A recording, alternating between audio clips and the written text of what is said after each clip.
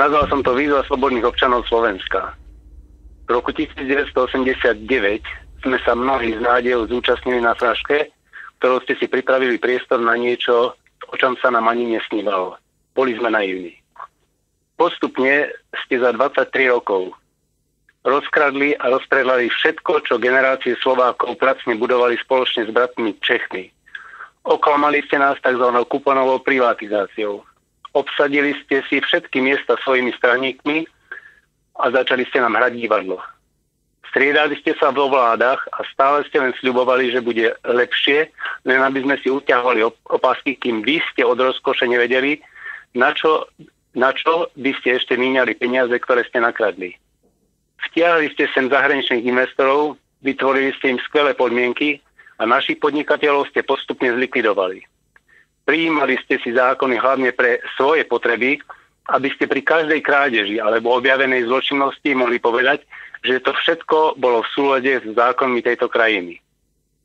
Aby ste si boli istí, že sa vám nič nestane, kompletne ste si obsadili súdnictvo, prokuratúru a políciu. Dovolili ste, aby sa na pulty predajní dostali nezdravé potraviny, odpad, ktorý by vo vyspelých krajinách ľudia nekupovali. Z dôchodcov ste urobili žobrákov. Zničili ste naše poľnohospodárstvo a stali sme sa potravinovou závislou krajinou. Zdravotníctvo ste dostali na kolená a na jeho žalostnú úroveň doplácajú všetci občania.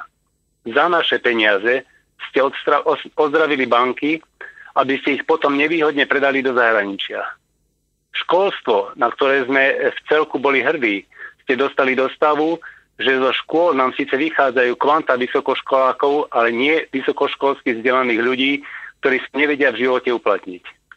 Neviete spravovať krajinu, len zdierať obyvateľov, ktorí v zúfalstve páchajú sociálne samovraždy, nakoľko nevidia východisko zo situácie, do ktorej ste ich vy svojou nenažranosťou dostali. Vrcholom je vaša snaha o zapojenie Slovenska medzi krajiny s tzv. Juvenílnou justíciou, ktorá umožňuje odoberanie detí z rodín, čím priamo ohrozíte existenciu základnej jednotky nášho národa, rodiny. My, občania Slovenska, vyzývame vás, ktorí ste rozkradli a rozpredali náš štát, ktorí ste zodpovední za genocídu tohto národa, ktorí ste zodpovední za to, že slušní ľudia tohto štátu páchajú samovraždy pre situácie, do ktorých ste ich dostali svojou neschopnosťou a nenásytnosťou, ktorí z nás robíte novodobých otrokov. Odíďte. Vieme, že táto výzva na vašich bezcitných tvárach vyvolá len úsmev. Pokojne sa usmievajte. Nakoniec sa budeme usmievať my potom, keď sa vás zbavíme. Berte to ako výzvu k tomu, že môžete odísť bez toho, aby sa vám čokoľvek stalo. Opakujeme, odíďte a nič sa vám nestane. Ak tak neurobíte, sami ponesiete zodpovednosť za to, ako s vami obyvatelia tejto krajiny budú zaobchádzať. Nenádejajte sa, že vás budú súdiť vaši sudcovia podľa vašich zákonov. Budú vás súdiť ľudia, ktorých ste zbedačili a budú vás súdiť podľa vlastného zdravého rozumu. Sami sebe potom dávajte za vinu, ak s vami budú zaobchádzať tak, ako teraz zaobchádzate vy s nami. Hnev občanov, ktorých ste zahnali do slepej uličky, z ktorej nevidia iné východisko, bude možno krutý. Ukradli ste budúcnosť nám, ale najmä našim deťom a našim vnúčatám. Ste bezcitní a skorumpovaní. My vás tu nepotrebujeme a nechceme. Začíname revolúciu proti tyranii.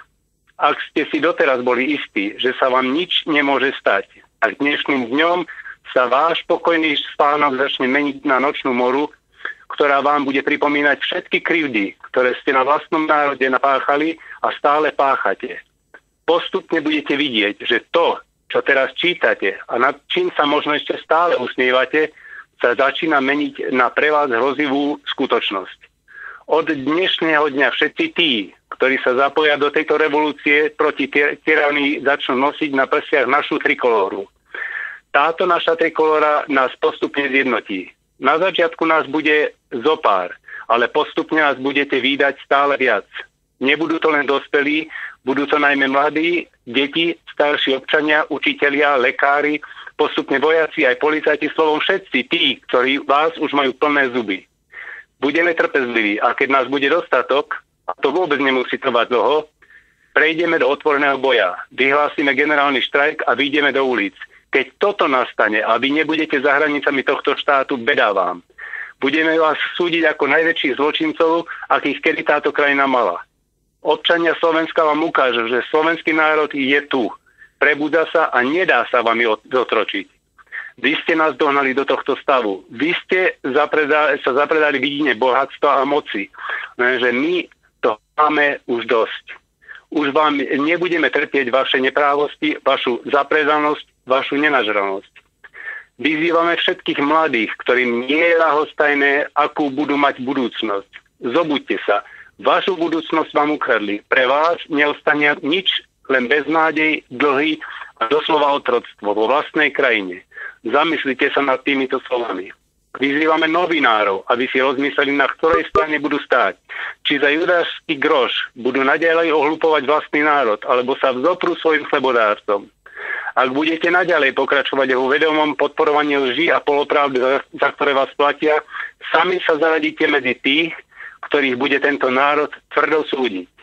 V tejto súvislosti táto výzva platí najmä pre pracovníkov verejnoprávneho rozhlasu a televízie Slovenska, ktorá je zo zákona národná, nezávislá, informačná, kultúrna a vzdelávacia inštitúcia, ktorá poskytuje službu verejnosti.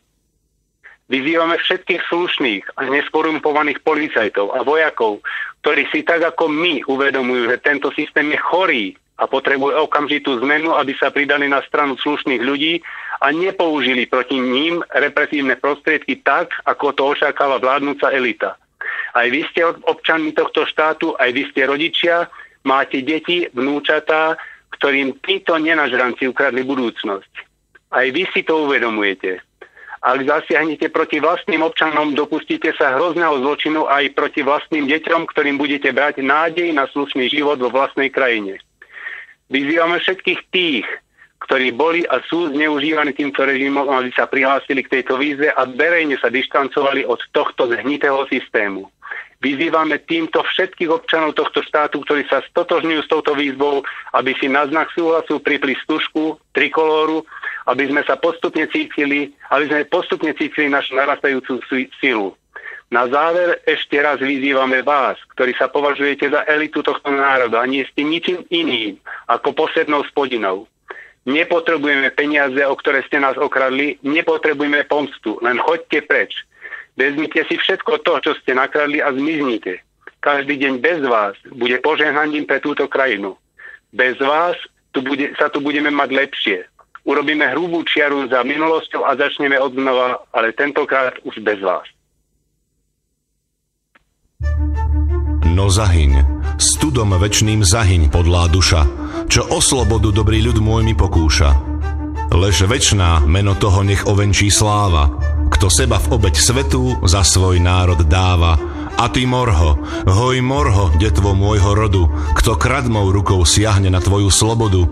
A čo i tam dušu dáš v tom boji divokom, mor ty len a voľ nebyť, ako byť otrokom. Samo Chalúbka. Počúvate informačnú vojnu slobodného vysielača.